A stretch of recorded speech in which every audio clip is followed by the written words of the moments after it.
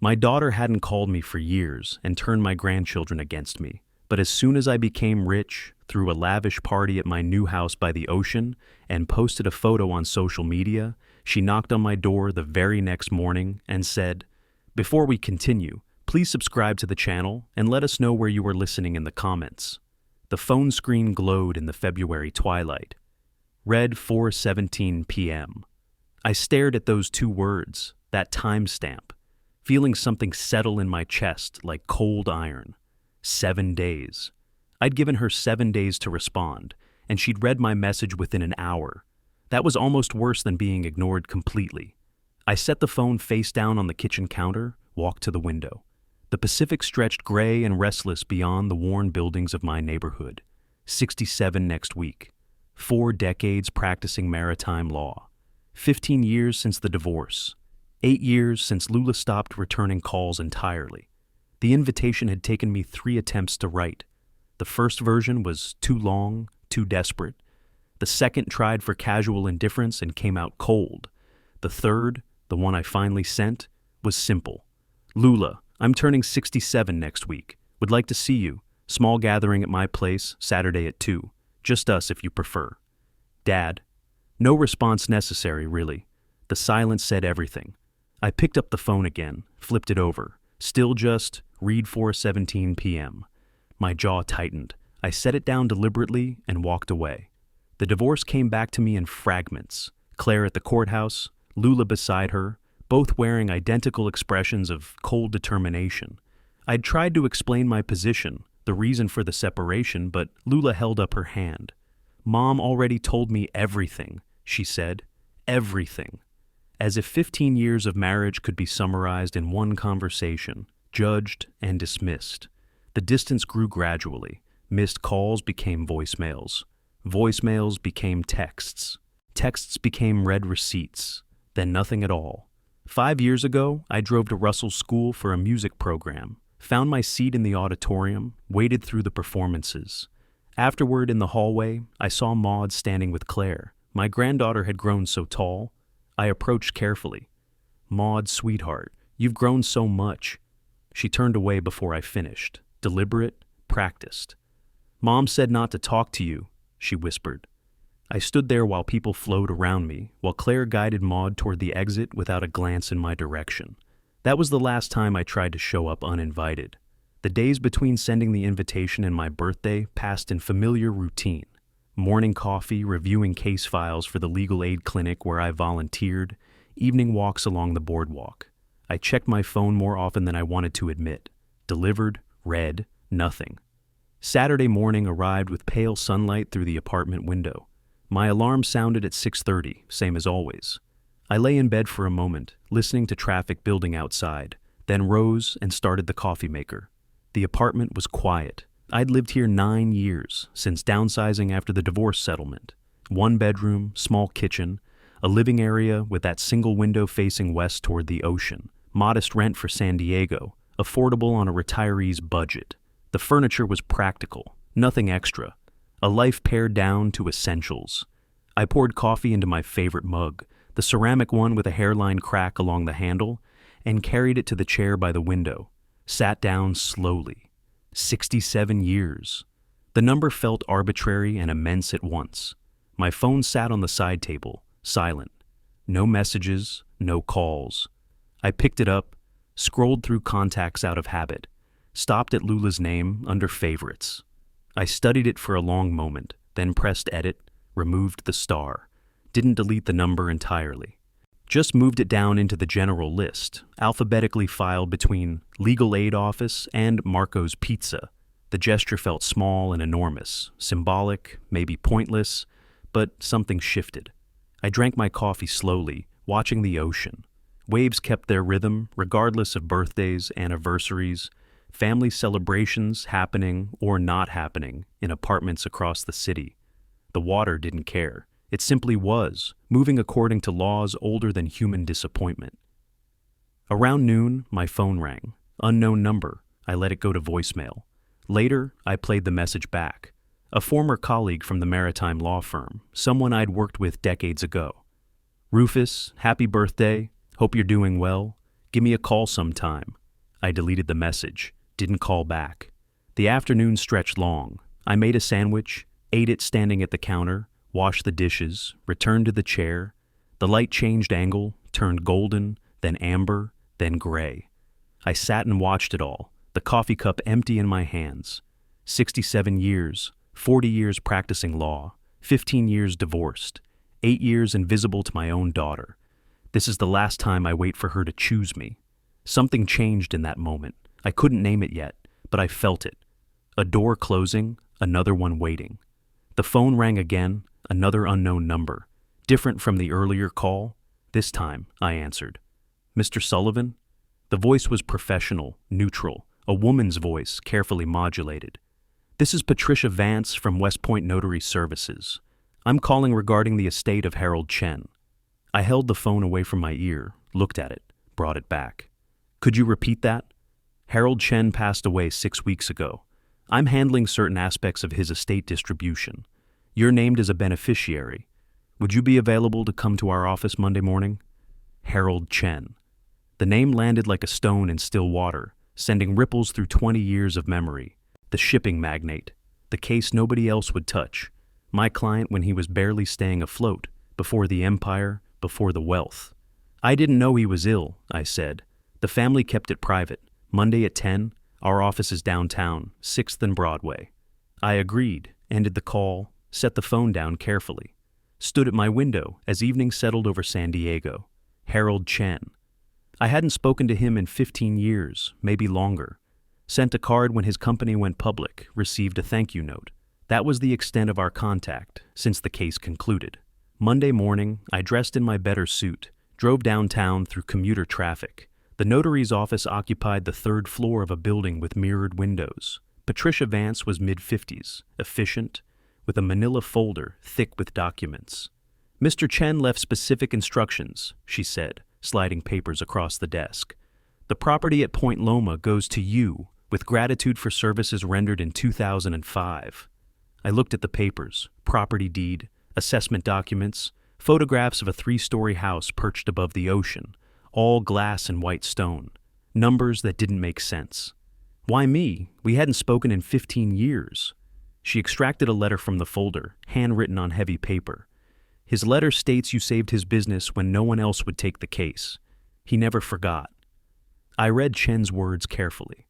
The case had been complex, international shipping law, jurisdictional disputes, a contract written in 3 languages with conflicting clauses. Other attorneys had refused it. Chen couldn't pay much initially. I'd taken it pro bono because the legal questions interested me, because it was the right thing to do. The victory was narrow but complete. His small company survived, then grew, then exploded into something none of us had anticipated. The property assessment listed the value at $4.2 million. I read that number 3 times. This is accurate? I asked. Appraised last month. Point Loma oceanfront. The market's strong. 40 years of law, modest salary, careful savings, and now this. All because I did my job well once. The following week blurred into paperwork, title transfer, tax documents, property inspection. I drove to Point Loma on Wednesday to view the house. The neighborhood was nothing like my apartment complex. Quiet streets, architectural distinction, gardens maintained by professionals. The house sat at the end of a cul-de-sac, commanding views north and west. I parked, walked to the front door, stopped with my hand on the doorframe, took a deliberate breath before entering. The interior was elegant without being ostentatious. Hardwood floors, high ceilings, walls of windows facing the ocean. 3 levels, each one larger than my entire apartment. A study on the main floor, Chen's old desk still positioned to face the water. Kitchen with commercial-grade appliances, master suite occupying the entire top floor. I walked through slowly, methodically, touching surfaces, checking views, assessing. This wasn't just a house. This was a statement, a position, a tool. On the terrace, I stood at the railing, watched waves crash against the rocks below. Different from my apartment view. This wasn't observation from a distance. This was power-made architectural. By month's end, I'd completed the transfer, called my building manager. I'll be out by month's end. Yes, I found another place. Moving day required only 2 trips in my sedan: clothes, books, the cracked coffee mug, my laptop, a box of legal files. I carried everything inside myself, didn't hire movers. The emptiness of the house swallowed my belongings. They looked absurd in all that space. That first evening, I stood on the terrace as sunset painted the sky orange and purple. The air smelled of salt and money. Down the street, lights glowed in windows of houses worth millions. My neighbors were executives, surgeons, people who'd spent lifetimes accumulating wealth. I'd received mine in a single inheritance from a grateful client. Inside, I sat at Chen's desk, opened my laptop. Searched for Lula's social media. She had Facebook, rarely posted, but the account was active. She checked it.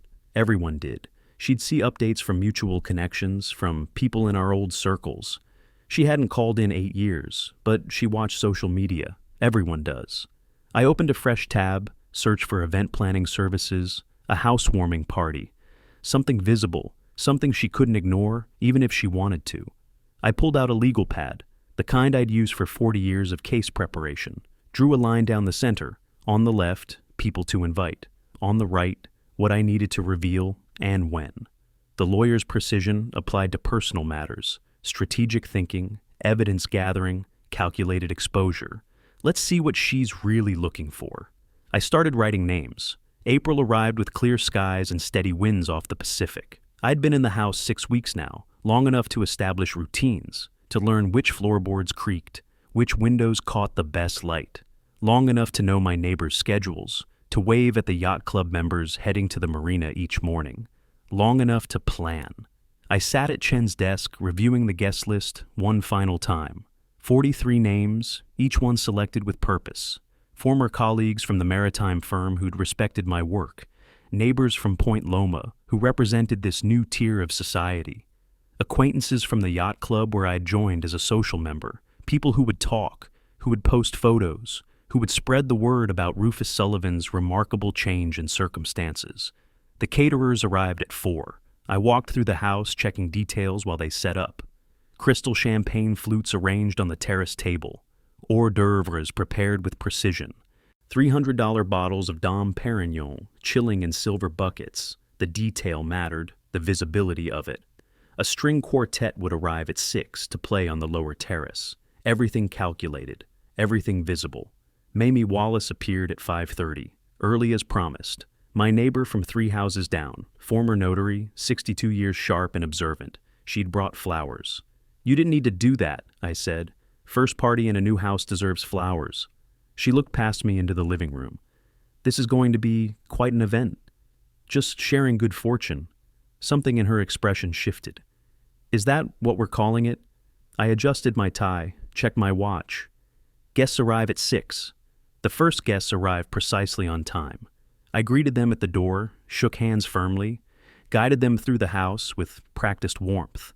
The tour was choreographed, living room first, then the kitchen with its view, finally the terrace where the ocean crashed against rocks below. Each guest's reaction followed a pattern: initial amazement, questions about how I'd acquired the property, compliments on my good fortune. "Life has unexpected turns," I told them. "Sometimes doing the right thing pays off years later." By 7, the house hummed with conversation and quartet music. I moved between groups, pouring champagne, asking about careers and families, performing the role of gracious host. The lawyer's bearing served me well. Confidence without arrogance, attention without intrusion. But Mamie watched. She caught me between conversations, touched my elbow lightly. "You seem tense. Just want everyone to enjoy themselves. First time hosting here." "That's not what I'm seeing." I looked at her directly. "I'm sharing good fortune. Nothing wrong with that." She held my gaze for a moment, then nodded and moved away. But I'd seen the recognition in her eyes. She understood performance when she saw it. By 10, guests were departing. Handshakes, thanks, praise for the house and the evening. I accepted it all graciously, stood at the door waving as cars pulled away down the quiet street. Mamie stayed to help clean. We worked in comfortable silence, collecting glasses, consolidating leftover food.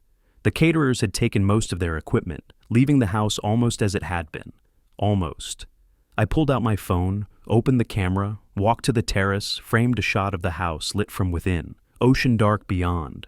Another from the living room, showing the space, the furniture, the art on walls. Close-up of the champagne setup, bottles visible with their labels. The terrace view looking north toward the marina, yachts lined up like white sentinels. Mamie folded napkins slowly, watching. I reviewed the photos, selected the best ones, opened Facebook, typed the caption carefully. New life begins at 67, grateful for unexpected gifts. Point Loma, ocean view, a new chapter. Deleted it, rewrote, new life begins at 67, grateful for unexpected gifts. Point Loma, ocean view, new chapter. The same words, but now I was certain. My finger hovered over the post button. Mamie had stopped folding. That caption, you chose those words carefully. I chose everything carefully. I pressed post. Set the phone face up on the counter. She checks, she always checks. Your daughter? I nodded. And you want her to see this? I poured myself a glass of water, drank it slowly. I want her to see exactly this. The phone screen showed, your post is live. I looked at Mamie. Now we wait. How long? I checked the wall clock, 11:15. Not long. She checks every night before bed. I walked to the window, looked out at the dark ocean. Tomorrow morning, I expect. The house was quiet now, clean, ready. I didn't say for what, but Mamie understood. I'd prepared for company, unwanted company. I slept well that night. No anxiety, no second thoughts, just readiness. Morning arrived with pale light through the bedroom windows. I descended to the kitchen, ground coffee beans, boiled water, performed the ritual with methodical precision. The house felt larger in the early quiet, spaces opening around me like held breath. I was checking my phone casually, email, news headlines, when I heard it. Car doors slamming, multiple car doors. I set the phone down, walked to the window, parted the curtains slightly. A silver SUV sat in my driveway, doors open, people emerging, 4 figures, luggage visible in the back. I recognized the vehicle, recognized Lula even from this distance, the way she moved with determined purpose, Mitchell beside her, the kids trailing behind.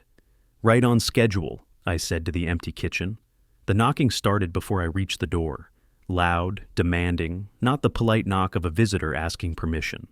I took my time crossing the entryway, straightened my shoulders, composed my face, opened the door. Lula stood on my threshold for the first time in 8 years. Red-faced, hair disheveled from overnight driving, dressed in wrinkled travel clothes. Mitchell behind her, looking tired but attempting authority. Maud staring at her phone.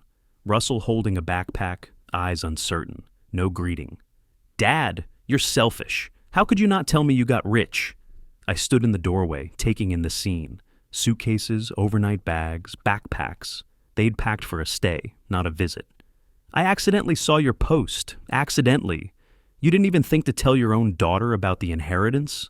She gestured wildly behind her, toward the house. About our family house? Family house?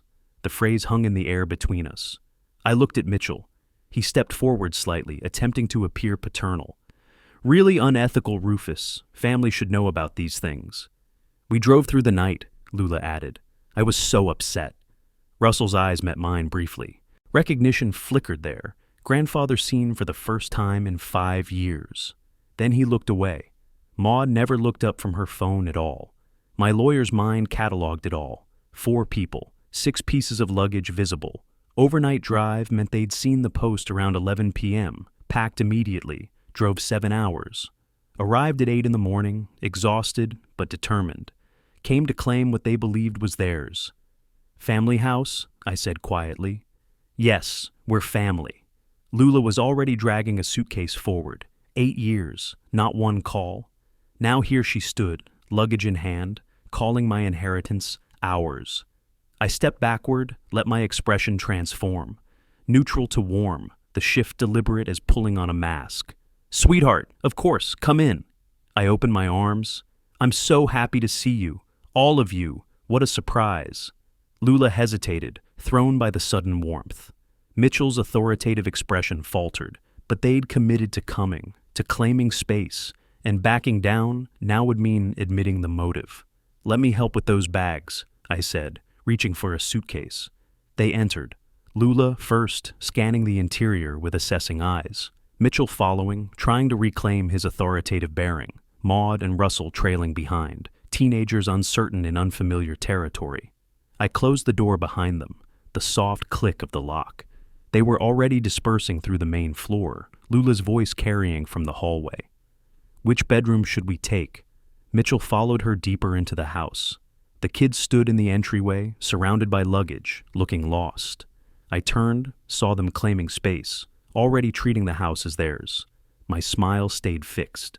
"Let me show you around," I said. 8 years of silence, 12 hours after one post. She was exactly who I thought she was. Now let's see how long she can maintain the act. I followed them deeper into the house, performing the proud father. The game was in motion. I woke early the next morning, descended the stairs to find Lula already in the living room, moving furniture. Chen's reading chair, the one positioned by the window, she'd dragged it to the corner. The coffee table rotated 90 degrees. My law books, stacked neatly on the side table, now shoved into a cardboard box. "Just making it more comfortable for all of us, Dad." She didn't look up. "You don't mind, right?" I poured coffee, said nothing, watched her rearrange my life. The takeover had begun. The days blurred together. By the third morning, the guest bedroom had transformed completely. Their suitcases unpacked, clothes hanging in the closet, Mitchell's shoes lined up by the door. Our room, Lula called it now, not the guest room, ours. Mitchell started approaching me about money on day 5, found me on the terrace reading. "Rufus, with your legal background, you understand investment potential. I have an opportunity." I listened, nodded. Let him talk about his idea, some tech startup, some friend's venture. 5,000 to start, he said, just to show faith. "Tell me more about this opportunity," I said. "I'm listening." My phone in my shirt pocket recorded everything. California's single-party consent law meant I only needed my own permission. By the end of the first week, Russell had commandeered the television. Gaming marathons that started after breakfast, continued until dinner. The massive screen filled with explosions, sounds, his fingers rapid on the controller. "Grandpa, can you get premium streaming? The connection's kinda slow for my games." "Maybe," I said. "Let me look into it." I photographed him there, sprawled across the leather sofa, controller in hand, energy drink on the coffee table, evidence of appropriation, making himself at home in someone else's house. Maud spent day 9 on the terrace taking selfies. Different poses, different angles, the ocean backdrop perfect for her feed. This light is perfect. My followers are going to die when they see this view. She showed me her phone screen proudly. "Dole Grandpa Mansion trending in my circle, 200 likes already." I smiled. "That's wonderful, sweetheart." Photographed the screen over her shoulder while she scrolled. Mitchell escalated on day 10, found me in the study, closed the door behind him. 75,000 for the startup. I've done the research. This is solid, Rufus. You'd be an investor, not just lending. I pulled out my notebook, wrote down the number, asked questions about returns, timelines, risk assessment, acted interested. "That's significant. Let me think about it." His frustration showed. "Come on, we're living under your roof. Least you could do is help us build our future." I kept my expression neutral. I said I'll think about it. After he left, I added the request to my list. Day 3, 5,000 mentioned. Day 7, 25,000 suggested. Day 10, 75,000 demanded. Pattern established. Escalation documented. The second week brought more changes. Lula hosted a planning session at the dining table with Mitchell, discussing future family gatherings. "I was thinking we could host Thanksgiving here, the whole family. Doesn't that sound wonderful?" Mitchell and I were discussing. Maybe we could convert that back bedroom into a home office, for when we're here. When we're here, not if, when. I cooked breakfast most mornings, scrambled eggs, toast, fruit arranged on plates, asked them about their lives, their plans, their days, smiled, engaged, played the role of welcoming father. The recording device captured it all. Day 14 arrived with clear skies. I made my special dinner, roasted chicken, vegetables, salad from the farmer's market. Set the table carefully, opened good wine. We sat together, the 5 of us, passing dishes and making small talk. Russell talked about his gaming tournament. Maud showed photos from her latest post. Mitchell mentioned a networking event. Then Lula, relaxed from wine and comfort, said it. "You know, Dad, I honestly thought you'd die in that shabby apartment without a penny," she laughed. "Good thing Chen turned out to be decent." My fork stopped halfway to my mouth. Shabby apartment, without a penny. I set the fork down carefully, looked at her. "Good thing," I repeated. She didn't notice my tone. "What? I'm just being honest. We're family now. We can be honest." Family now. Not family for the past 8 years. Family now that I had money. Chen was indeed a decent person, I said, measured and controlled. The conversation moved on, but I'd heard enough. After dinner, I excused myself, went to the study, closed the door, exhaled deeply, dropped the mask for the first time in 2 weeks, downloaded the day's recordings to my laptop, organized files by date, created a timeline, 2 weeks, 15 documented incidents, 7 financial requests totaling $120,000, multiple photographs of appropriation, and now, the confession. I put on headphones, listened to Lula's voice again. Shabby apartment without a penny. My expression grew colder with each replay. Opened my notebook, wrote 2 weeks, 15 documented incidents, 7 financial requests totaling $120,000. 1 confession, enough. I closed the laptop, opened the desk calendar, circled a date in early May, 3 days from now. Below it, I wrote, "Terrace, morning, Lula alone. Time for a conversation." I returned the notebook to the locked drawer, pocketed the key. The evidence was secure. The trap was ready. Tomorrow I'd extend an invitation, a private talk about family future. She'd accept eagerly. She always took what was offered, and greed makes people predictable. 3 days later, I found my moment. Breakfast scattered the family through the house. Mitchell on his laptop in the study, door half open. Kids still sleeping upstairs. Lula in the living room with design magazines, planning something. I approached her. "I'd like to talk, just us. This morning, on the terrace." She looked up, curious, slightly wary. "About what?" "About family, about the future, about this house." The wariness vanished, replaced by eager interest. "Of course, Dad. Give me 20 minutes?" I nodded. "I'll make coffee." She smiled. She thought she knew where this was going. I prepared carefully. 2 cups, precise pour. Carried the tray to the terrace, positioned the chairs angled toward the ocean, side by side, less confrontational.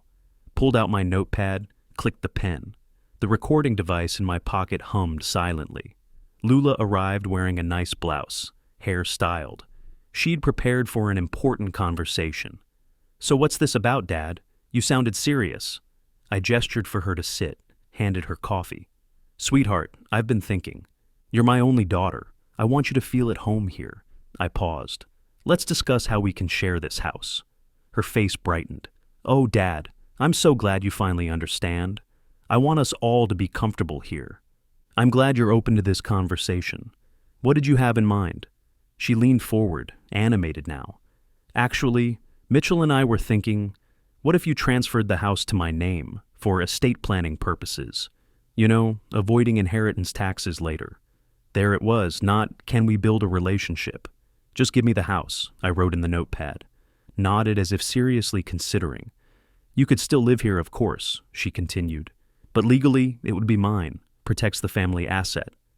Interesting idea. Estate taxes are significant. I looked up from my notes. "But what would you offer in return?" She blinked. "In return? Dad, I'm your daughter. It's natural to pass property to your children. That's what parents do. Natural for children who maintained relationships, not for ones who vanished." I set the pen down, turned my chair to face her directly. "Natural, yes." I paused. "Natural like not answering my calls for 8 years? Natural like turning my grandchildren into strangers?" Her posture stiffened, arms crossed. "Don't start this again. I'm not relitigating the divorce. I'm asking what relationship we actually have. You left Mom. You chose to leave the family. I was protecting myself and my kids from the drama. You can't blame me for that." I let the silence stretch, watched her defensive expression, the tight jaw, the entitled certainty that she deserved this despite everything. Here's my proposal. I extended my hand. 2 months until end of June. Live here. If we genuinely become family in that time, not just housemates, I'll consider your request. She relaxed slightly. 2 months? That's all? Real family, honest conversations, actual connection, not just convenience. Dad, of course we'll be a real family. We already are. She took my hand, shook it confidently. This is going to work out perfectly. You'll see. She thought 2 months was easy. She had no idea what real family required. We stood, walked back through the terrace doors into the house. Mitchell immediately approached. Well, what was that about? Lula glowed. Dad and I had a wonderful talk. We're going to work on being a real family. And, she lowered her voice, 2 months, if it goes well, he'll consider future arrangements. Mitchell's eyes narrowed, calculating. I passed them, heading to the kitchen. I need to make some calls, family business. Lula didn't notice the emphasis, didn't catch the look I gave Mitchell, assessing, cataloging. She was already on her phone, texting. I saw from the kitchen doorway. Just talk to Dad. I think we're going to get the house. I turned away, permitted myself the smallest smile. The countdown had begun. She had 2 months to prove she was family. I had 2 months to prove she wasn't. And I was the one with evidence. I set the dining table carefully, plates aligned precisely. Silverware positioned according to old rules my mother taught me. Napkins folded into triangles, everything deliberate. Lula watched from the kitchen doorway. This is nice, Dad, like old times. There were no old times like this. We'd never had family dinners, never sat together with warmth and conversation. But I didn't say that. I thought we should eat together, really talk. She smiled, missing the edge in those words. The family gathered. I sat at the head of the table, recording device in my shirt pocket, switched on. Notebook on the sideboard, within reach. This wasn't dinner, this was deposition. Russell, I'm curious. I passed him the bread basket. What did your mother tell you about me, about why we don't see each other? He glanced at Lula, uncertain. She went very still. Well, he took a roll, buying time. Mom said you abandoned Grandma when she got sick, and that you never gave her money to take care of us. I cut my chicken calmly, chewed, swallowed. Interesting. Your grandmother was never seriously ill, and I never denied anyone money. Lula interrupted. Dad, let's not ruin dinner with old history. I reached to the sideboard, retrieved the folder I'd positioned there before dinner, opened it, spread bank statements across the table. I paid child support, $2,200 every month, until Maud turned 18. I looked at the children. Would you like to see the records? Russell stared at the papers. Maud looked at her mother, questioning. It's important to know the truth about family history, don't you think? The rest of dinner passed in uncomfortable silence. The days that followed, I maintained pressure, scheduled an appointment with my estate planning attorney, announced it casually over breakfast. We're meeting with my lawyer next Tuesday. All of you should come. It concerns the family. Lula perked up immediately. About the house? About estate planning, legal matters everyone should understand. Tuesday arrived. The family dressed carefully, thinking this was about securing their inheritance. We drove downtown to the attorney's office in my sedan. No one spoke. The conference room had floor-to-ceiling windows overlooking the bay. My attorney, Douglas Pierce, 50s, silver-haired, carried the authority of 30 years practicing estate law. Mr. Sullivan has engaged me for estate planning. As his family, you should understand the legal framework. He opened a leather folder, read from notes. Under California law, property inherited by one individual is that person's separate property. It's not community property, not family property. Lula shifted in her seat. This means Mr. Sullivan's Point Loma residence belongs solely to him. His adult daughter has no legal rights to it. But we're family, Lula stood, chair scraping back. This house should belong to all of us. Pierce didn't stand, remained seated, calm authority radiating. Mrs. Woods, legally speaking, you are an independent adult. You have no claim to your father's assets. You don't understand our situation. I'm his only daughter. Mitchell touched her arm. She shook him off. Dad, tell him. Tell him we're working things out. I steepled my fingers. I can change my will whenever I choose, if I see reasons that warrant it. Pierce nodded. Mr. Sullivan may dispose of his property as he wishes. That includes changing beneficiaries at any time. The meeting ended 20 minutes later. We filed out silently. In the parking lot, Mitchell stopped me. Was that really necessary? Bringing in lawyers? I believe in transparency. Now everyone knows where we stand. The drive home was silent. I watched them in the rearview mirror, Maud staring out the window, Russell looking at his hands, Mitchell and Lula exchanging glances, wheels turning, schemes forming. Good. Let them sit with that. Let them understand how precarious their position really is. Back at the house, I went to my study, closed the door, opened the calendar on my desk. June was nearly over, the trial period almost complete. I made a note. Week 1st. July, implement phase 3. Outside, I heard Mitchell and Lula arguing in hushed voices. Couldn't hear words, but tone was clear. Anger, fear, desperation. I opened my laptop, began typing an email to former colleagues from the firm. Dear friends, I'd like to invite you to visit my new home in Point Loma. 7 days. They had 7 days before my friends arrived, and they'd need to vacate the guest room. Time to see how they react when asked to sacrifice even the smallest comfort. I hit send. The following Monday, I entered the kitchen at breakfast. Casual morning. Weekend just ended. The family relaxed, Mitchell scrolling news on his tablet, Lula texting someone, kids eating cereal while staring at their phones. The comfortable domesticity of people who believed they belonged. I poured coffee slowly, let the silence build, sipped it, tasted the bitterness. I've invited some old colleagues from the firm. They're visiting next week for several days. Lula barely looked up from her phone. That's nice, Dad. They'll need the guest room. You'll have to move out temporarily.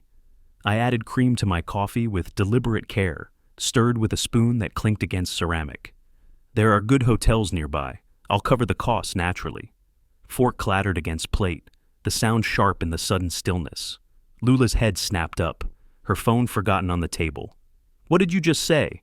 My friends need accommodation. The guest room, your room, is the appropriate space for them. I took another sip. Several hotels within 15 minutes offer excellent amenities. I'll make reservations if you'd like. Hotel? You want us to go to a hotel? I remained standing, coffee cup steady in my hand. It's only for a week, maybe 10 days depending on their schedule. This is our home. You can't just kick us out. I set the cup down carefully on the granite counter, the sound precise, final. This is my home. You are guests here. We discussed this with the attorney, remember? The legal framework was quite clear. Mitchell stood abruptly. His chair scraped against the floor. He approached me with what he probably thought was authoritative bearing. Rufus, let's step aside and talk, man to man, privately. We can talk right here. I didn't move, didn't give ground. Nothing to hide from the family. His jaw tightened. A vein pulsed at his temple. You said you'd help with the business opportunity, the startup. We're counting on that funding. We've made plans based on your word. I promised to think about the loan. I've thought about it extensively. I paused, let him hope. My answer is no. That's not fair. We've been good guests. We've been respectful. We deserve consideration. I pulled my small notebook from my pocket, the leather worn from handling, opened to a marked page. Mitchell, do you know how many times you've asked me for money in the 2 months you've been here? His expression shifted, confusion, then wariness. 17 times, I counted, documented every single request. I turned the notebook so he could see. Tally marks in my careful handwriting, dates beside each one, amounts when specified, $5,000 for initial investment, $25,000 for expansion capital, $75,000 for the big startup opportunity, smaller requests scattered between, $2,000 for car repairs, $3,000 for credit card debt, $1,500 for Maud's phone. Every single request, time, date, amount, reason given. You've been tracking, his voice rose. That's manipulative. That's surveillance. It's called paying attention. It's called documentation. Lawyers do it professionally. I merely applied professional skills to personal circumstances. Maud started crying, loud, dramatic teenage sobs. Grandpa, you're being mean. Why are you doing this to us? We haven't done anything wrong. I looked at her directly, didn't soften my expression. Perhaps I am mean, But this mean grandfather has housed you free for 3 months, fed you, paid utilities, absorbed the cost of your presence without complaint. We thought you wanted us here." Her voice broke, tears streaming down her face. "You acted like you were happy. Market rent for this property is $12,000 per month. I checked comparable properties." I let the number sit. 3 months, $36,000 you owe me, minimum. That's not counting utilities, food, or the wear on furnishings. Silence, complete, stunned. Mitchell's face had gone red. Lula's pale. "You can't seriously expect us to pay rent." Mitchell's voice cracked. "That's absurd. We're family." "I expect nothing. I'm simply stating facts for clarity." I picked up my coffee again. "You've lived here free while asking me for money 17 separate times. The irony is rather sharp, don't you think?" Lula moved toward me, hand reaching out as if to touch my arm. The gesture practiced. "Dad, you're really going to choose strangers over your own daughter? Over your grandchildren?" I stepped back, subtle but definitive, maintained the physical boundary. "They're not strangers. They're respected colleagues, friends who've known me for decades, people who called when I moved, who asked about my well-being, who maintained connection." Her hand dropped. "You'll be alone again. Do you really want that? An empty house? No family around?" The question hung between us. The emotional manipulation transparent. Make him fear solitude. Make him need us. Make him vulnerable. "I've been alone for 8 years, sweetheart. I'm quite accustomed to it." I held her gaze. Alone is different from lonely. I learned that distinction well. She went pale, the words landing exactly as intended. Russell spoke softly from his seat at the table. "Did you really pay child support, like you said at dinner, all those years? Every month, $2,200 for 13 years, from when you were born until Maud turned 18. I kept my voice gentle for him. He was asking honest questions. "The bank has records, canceled checks, electronic transfers, all documented. But Mom said, your mother said many things. Some of them weren't true. That's not your fault. You believed what you were told. Children trust their parents. That's natural." Lula's voice turned cold, sharp. "You've changed. You're not the father I remember. This isn't the man I grew up with." "You're correct. I'm not the father who waited by the phone for calls that never came, who accepted silence as normal, who let himself be erased from his grandchildren's lives without protest." I picked up my coffee cup, drained the last of it.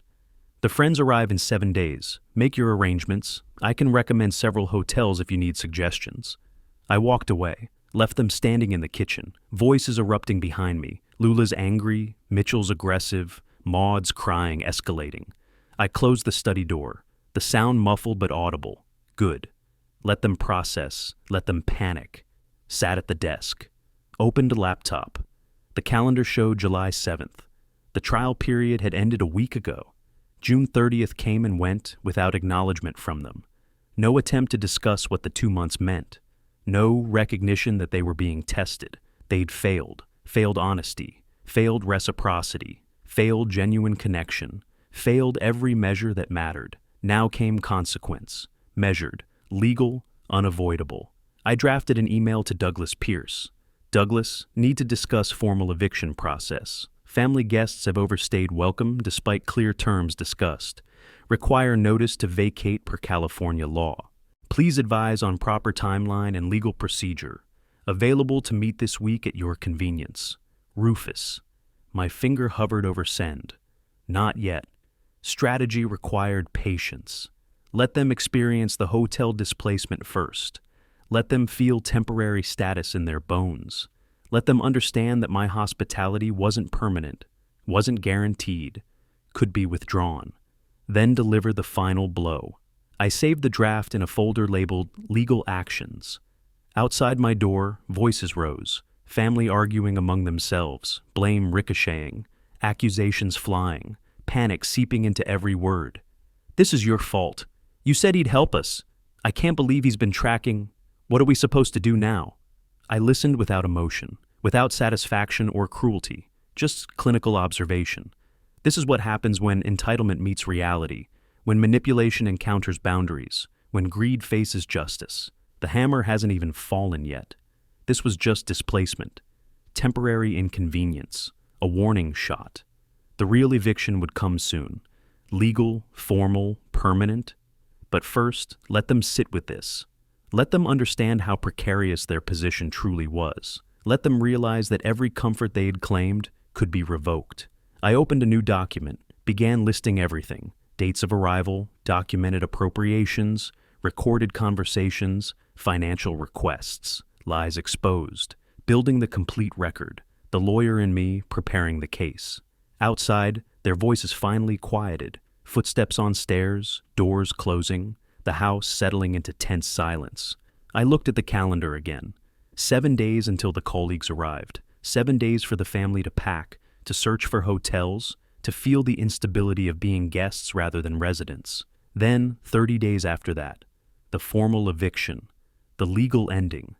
Justice has a timeline, a structure, a proper procedure, and I would follow it precisely. 3 weeks crawled by with excruciating tension. The family had gone to a hotel for 6 days, returned subdued and watchful. They moved through the house like people walking on ice, careful not to make sudden movements, monitoring my mood, trying to gauge what came next. They didn't have to wait long. Early August arrived with marine layer fog that burned off by 10 each morning. On the 5th, a knock sounded at the door. Mid-morning, August sunshine had just broken through. I set down my coffee, walked to the entrance already knowing what I'd find. Process server, young woman, professional demeanor, clipboard in hand. Legal documents for Lula Sullivan Woods. I signed the receipt, my signature familiar, practiced from decades of legal work. The envelope was thick, official. The weight of it substantial in my hands. I carried it to the kitchen where Lula sat scrolling her phone, coffee steaming beside her, oblivious. Set it on the table in front of her without a word. The manila envelope landed with a soft thud. She looked up from her phone, questioning. "What's this?" I didn't answer, just stood there, watching, waiting. Let her open it herself. Let her read the words with her own eyes. No filter, no interpretation, just legal reality. Her hands shook slightly as she pulled out the documents, unfolded them. Her eyes scanned the first page. Then her face drained of all color, lips parted, breath caught. Notice to vacate in bold letters at the top. California legal form, standard language. 30 days to remove herself and all family members from premises. Specific date, September 4th. Consequences of non-compliance listed in detail. Dad, what is this? 30 days. That's California law. Sufficient time to find appropriate housing. Her voice rose, shrill. This is an eviction notice? You're actually evicting us? The document is self-explanatory. You have 30 days from service of notice, today, to vacate the premises. This isn't negotiable. The attorney has filed all necessary paperwork with the county. The process is in motion. Her hand trembled holding the document. Pages rustled. You can't do this. We're family. You can't just throw us out on the street. The law disagrees with your assessment. Adult children have no legal right to occupy their parents' property without consent. My consent is withdrawn. Mitchell appeared in the doorway, attracted by Lula's raised voice. What's going on? She thrust the papers at him. He's evicting us. He actually filed legal papers. Mitchell read quickly, face hardening. This is extreme, Rufus. Completely unnecessary. We can work this out like adults. This is adults working it out through proper legal channels, clear documentation, appropriate notice. We have rights, Lula's voice cracked. You can't just... What rights specifically? I kept my tone conversational. You're not tenants with a lease. You're guests who were invited for a trial period that ended July 1st. That period concluded over a month ago. You've remained without renewed invitation. Within hours, she'd hired a lawyer. I knew she would.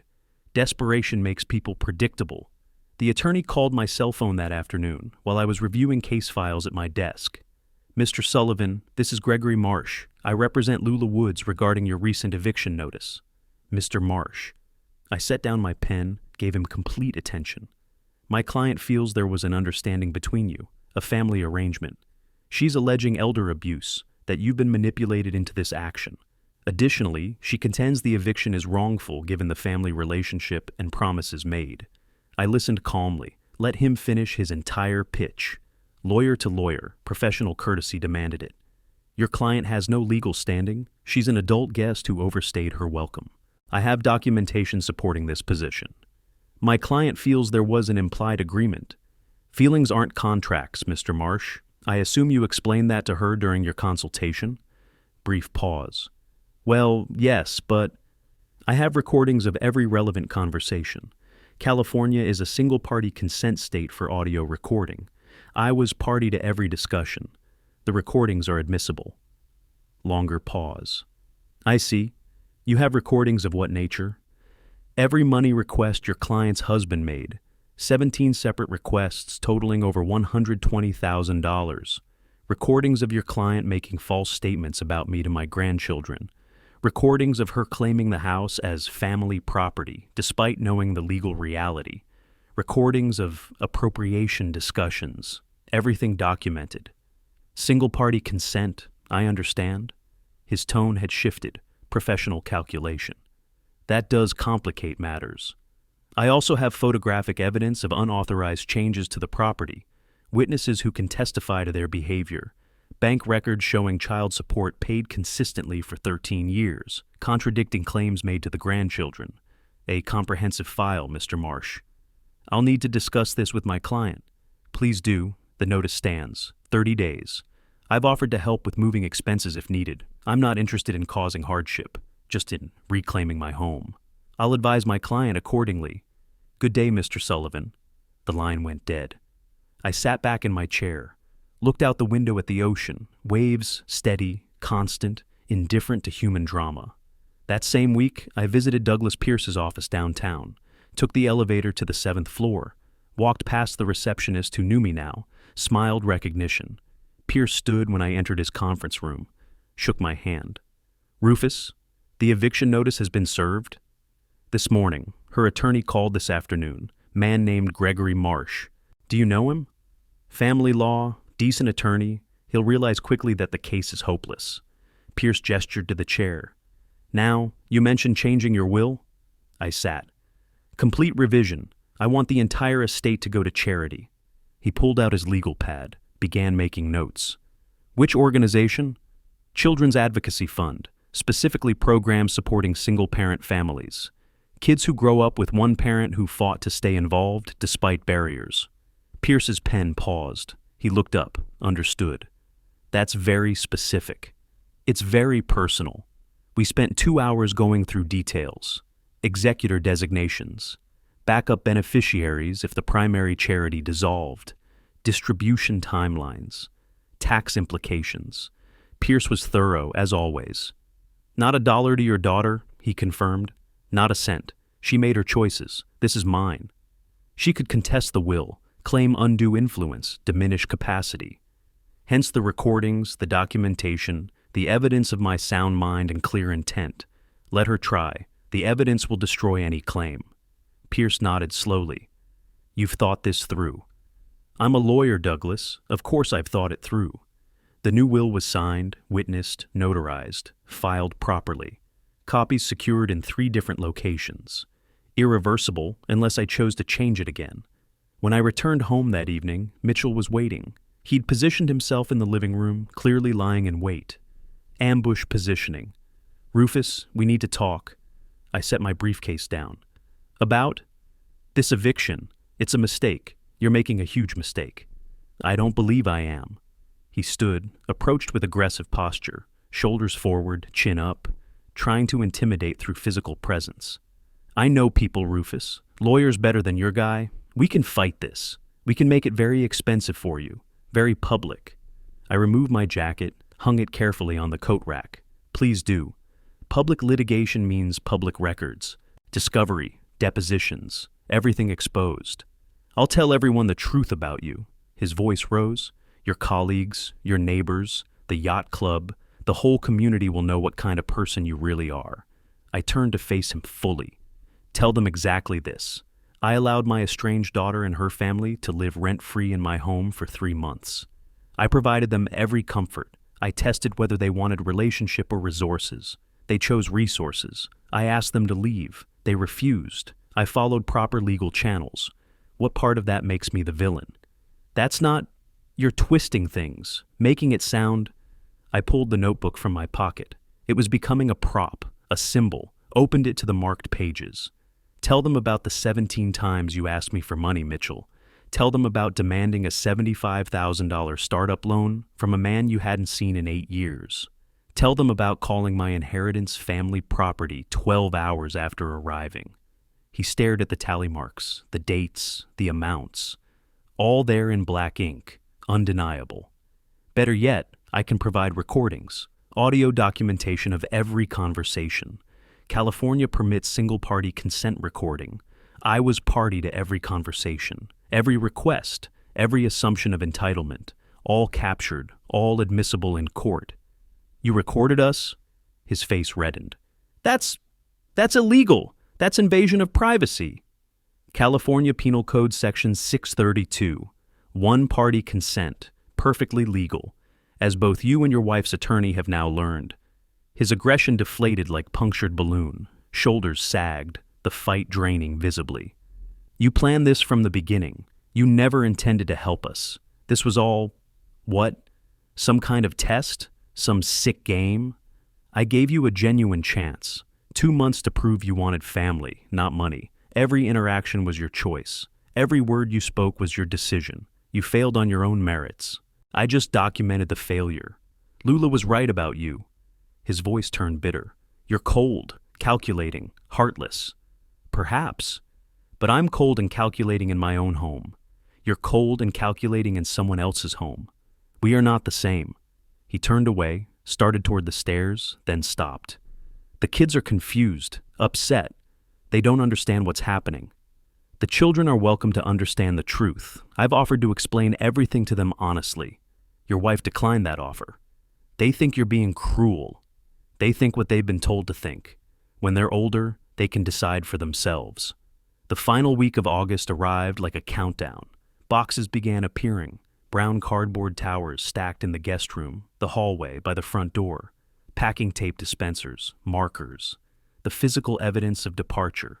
I watched from distance, didn't offer to help, didn't hinder, just observed. One afternoon, I found the grandchildren in the backyard. They sat together on the stone bench near the garden, talking in low voices. Russell saw me first, elbowed Maud. They went silent. I approached slowly, non-threatening. Sat on the other end of the bench, leaving space between us. May I talk with you both? They exchanged glances. Russell nodded. Okay. I want you to understand something. This situation, the eviction, everything happening, it's not about you. You're not being punished. Maud's eyes were red-rimmed. It feels like punishment. I imagine it does, but you're children. You believed what your mother told you. That's what children do. That's normal and right. Mom says you're being mean. Her voice small. She says you changed. Your mother is partially correct. I have changed. I used to accept silence and distance as normal. I used to wait for phone calls that never came. I don't do that anymore. Russell spoke carefully. Grandpa, why did you let us stay so long if you were going to kick us out anyway? I wasn't testing you. You're children. That wouldn't be fair. I was testing your mother, giving her opportunity to prove she wanted relationship rather than resources. You were testing Mom? He processed this. The dinners, the questions, the lawyer meeting. That was all planned? Yes, I documented everything. Not to hurt anyone, but to see the truth clearly. Maud hugged herself. Did we do something wrong? No. You believed what you were told. You're innocent in this. I looked at both of them. I'm not angry with you. Your mother made choices. I made choices. Eventually you'll make your own. That's how life works. So Mom lied to us? About the money? About Grandma being sick? About some things, yes. Russell's voice dropped. Can we still visit after this, when we're older? When you're ready to build something real? When you want relationship for its own sake, not because of this house or money? Yes, absolutely. My door will be open. Maud whispered, I don't know what to believe anymore. Believe what you can verify. Ask questions. Seek evidence. Think for yourselves. You're smart enough to do that now. I stood, left them sitting there, gave them space to process. Inside, I heard Mitchell and Lula arguing, voices muffled but angry, blame ricocheting between them, panic in every exchange. "This is your fault. You pushed too hard." "I pushed? You asked for 75,000. You said he'd help us. How was I supposed to know he was recording everything?" I closed my study door, shut out the noise. Tomorrow was August 30th, the day before the deadline, the day before everything changed permanently, the day before justice completed its arc. August 31st arrived with clear skies and the kind of crystalline light that makes San Diego famous. Not a cloud visible, the ocean calm, reflecting morning sun like hammered silver. I stood on the terrace at sunrise, coffee in hand, watching dawn paint the horizon in shades of gold and pink. Behind me, the house hummed with activity. Footsteps on stairs, boxes scraping across floors, muffled voices coordinating the loading, the sounds of departure. They were leaving. Finally. Permanently. I didn't turn to watch. Not yet. This moment belonged to me, peace before the final confrontation. The last conversation before they drove away, and my life returned to being mine alone. The ocean was calm, waves gentle against the rocks below, steady, constant, indifferent to human drama. So was I. 4 months ago, they'd arrived uninvited, with luggage and entitlement and the certainty that biology granted them access. Today they left required by law, with boxes and bitterness and the knowledge that family means nothing without commitment. Justice has a timeline, a proper structure, a beginning and an end. Today was the end. I sipped my coffee slowly and savored the bitterness. The morning air smelled of salt and freedom. Behind me, a door opened. Closed, footsteps. Someone carrying something heavy. Furniture being moved, belongings being loaded. I gave them space. Let them work. They'd refused my help, refused my presence. Fine. I stood here and watched the ocean instead. Let them feel my absence as I'd felt theirs for 8 years. Eventually, I entered the house, walked through rooms slowly, deliberately. The guest bedroom stripped completely, no sheets on the bed, no clothes in the closet, no evidence they had ever occupied the space. Living room furniture returned to original positions, angles corrected, my books back on the shelf in proper order, kitchen cleared of their specialty foods, their vitamins, their constant evidence of habitation, physical traces of their occupation disappearing, box by box. The house reclaiming itself. Mitchell and the kids were loading the SUV in the driveway. I watched from the front window. Methodical packing, Tetris with cardboard, Russell carrying boxes, Maud managing smaller items, Mitchell directing, his voice carrying through the open door. "Stack those tighter. We need to fit everything in one trip." They'd rented a small trailer, attached it to the SUV. Smart. Everything they'd accumulated in 4 months needed to go. Lula wasn't with them. I found her in the living room, standing by the window that faced the ocean, the same view I'd watched from the terrace. She stood motionless, arms wrapped around herself. Defensive posture, protective. I stopped in the doorway, waited. She sensed my presence, turned slowly. Her eyes were red-rimmed but dry now, past crying, into the numb acceptance that follows devastation. "Dad, can we talk? One more time, please?" I entered the room, stood several feet away, gave her space but also maintained mine. "Of course. Maybe we can start over, fresh beginning." Her voice carried desperate hope. "Forget everything that happened, begin again." I let her finish, respected her final words even though I couldn't honor her request, even though the answer was predetermined by months of behavior, documented and undeniable. "Lula, you didn't come here because you missed me. That's not... Please, let's have honesty now, at the end if nowhere else." I kept my voice gentle but firm. "You came because you saw the house, saw the value, saw opportunity. That's what brought you back after 8 years of silence." Her face reddened, defense mechanisms activating. "I did care. I was worried about you. We had history, complicated history. It wasn't simple. I gave you 3 months, a genuine chance to prove otherwise." I held her gaze. "You asked about money 17 times. You inquired about my well-being exactly 0 times.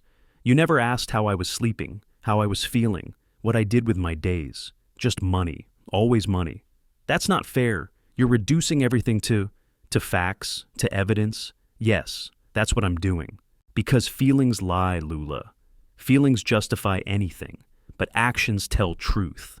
I'm your daughter. Her voice rose, cracked. Doesn't that mean anything? Blood means something. Biology doesn't make family. Choice makes family. Consistency, presence, care. I paused, let the words settle. You chose 8 years ago. You chose silence. You chose to keep my grandchildren from me. You chose absence. I respected that choice, never harassed you, never showed up uninvited. I let you have the distance you wanted. So that's it? Tears started now, flowing freely. After everything, you're just done? You're throwing us away?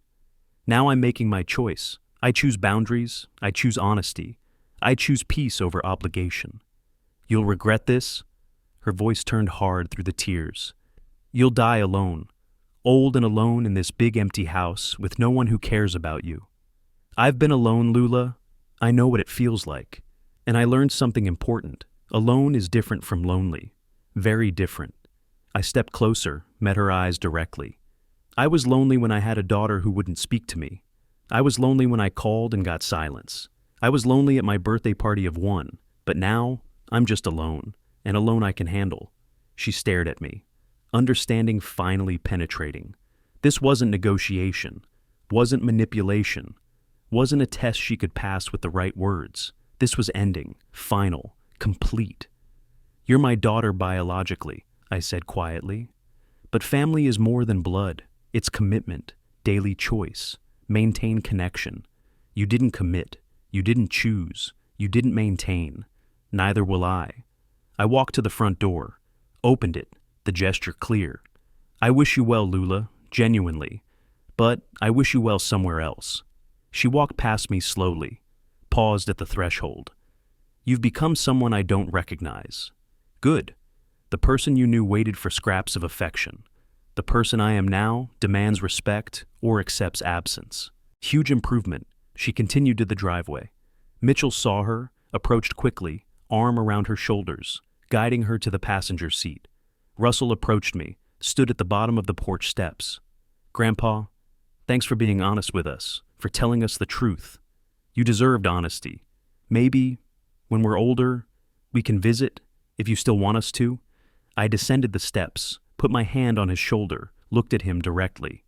When you're ready to build something real, when you want relationship for its own sake, not because of this house or inheritance, when you're independent enough to make your own choices, yes, absolutely, my door will be open. I'll remember that. Maud stood by the car, silent, but she met my eyes across the driveway. Small nod. Not reconciliation, not agreement, but recognition. Acknowledgement that something had happened here that was bigger than any of us. She got in the vehicle without speaking. Mitchell slammed the trunk closed, checked the trailer hitch, walked to the driver's side, paused with his hand on the door handle. This was all calculated, wasn't it? From the moment we arrived, you had this planned.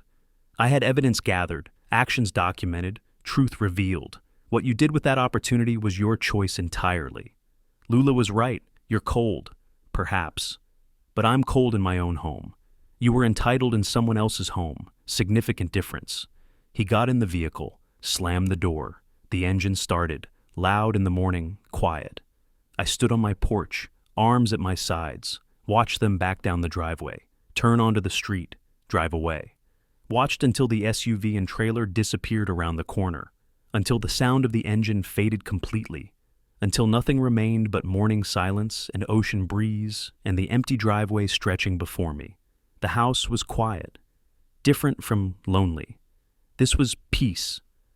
I stood there for several minutes, just breathing, feeling the weight lift, the obligation dissolve, the performance end. Footsteps on the sidewalk. Mamie approaching, walking from her house 3 doors down. She carried a small plant in a terracotta pot, something flowering, something alive. I saw them leaving, thought you might want company. She reached the porch, or solitude. Either is fine, I can go if you prefer. I gestured toward the terrace. Company sounds good. We walked through the house together, out to the terrace where I'd started the morning. Sat in the chairs I'd positioned there months ago, back when the house was new to me, and I was planning everything that just concluded. Was it hard? She asked quietly. Watching them go? No, it was fair. I looked at the ocean, the constant waves. Justice often looks hard from outside, but when you're the one who lived through everything that led to it, it's just appropriate conclusion. She studied my face. You look settled, like something heavy lifted. Exactly that, like I've been holding my breath for months and can finally exhale. What happens now? Now? I smiled. Now I live, my life, my terms, my house. No performance, no testing, no documentation, just living. I'm glad you're my neighbor, Rufus. She set the plan on the table between us. Real community beats fake family every time. Yes, it does. Thank you for being here, for understanding. We sat together in comfortable silence for a while, watching the ocean, watching the morning unfold. No need for constant conversation, just presence, authentic connection. Eventually she left, returning to her own home and schedule. I stayed on the terrace, let the morning pass without agenda, without purpose beyond existing peacefully. That evening, as sunset approached, I sat at my computer in the study, opened Facebook, thought carefully about what I wanted to say, how to articulate what I'd learned, typed slowly. Sometimes the best family is the one you choose, not the one you're born into. Grateful for authentic connections and honest boundaries. New chapters begin when old obligations end. 4 months of testing revealed truth I needed to see. Biology creates relatives. Choice creates family. Choose wisely. I read it 3 times. Edited slightly. Made sure the tone was philosophical, not bitter. Reflective, not vengeful. Posted it. Within 5 minutes, Mamie commented, "Wise words, neighbor. Welcome to your new chapter." Others followed, former colleagues, neighbors, people from the yacht club I'd gotten to know. Supportive words, understanding. No one asking for details. The post said enough. I closed the laptop, returned to the terrace as sunset painted the sky in brilliant oranges and purples. Same view, same ocean, same house. But everything different, everything transformed. The house was quiet. My life was mine. The weight of obligation lifted completely. The performance ended, the documentation complete, the justice served. I raised my coffee cup, switched to wine now, a good Cabernet I'd been saving, to the horizon. Silent toast to justice, to boundaries, to chosen peace, to authentic connection over biological obligation. The ocean answered with steady waves, constant, reliable, like truth, like justice. Like the peace that comes from living aligned with your values. Behind me, the house waited, empty of intruders, empty of entitled guests, full of possibility, full of space for whatever I chose to do next. My phone buzzed, Mamie's comment glowing on the screen, others joining, real community forming, people who chose connection, who maintained it, who understood that presence matters more than DNA. This is what family should be. This is what connection looks like when it's earned, not assumed. I took a deep breath, let it out slowly, completely. Justice was complete. The strategy executed perfectly. The evidence had proven decisive, the boundaries established and maintained, but more than justice, freedom, more than victory, peace. The life I'd built carefully over 40 years of law practice had been invaded, tested, stressed. Now it was mine again. Reclaimed through patience and documentation, and the willingness to choose peace over false harmony. Life began again, on my terms, with chosen family, in this house that was finally completely undeniably mine. The ocean reflected the last light of day. Tomorrow would bring new sunrise, new possibilities, new chapter without the weight of obligation or the performance of false connection. I smiled, real smile, deep satisfaction.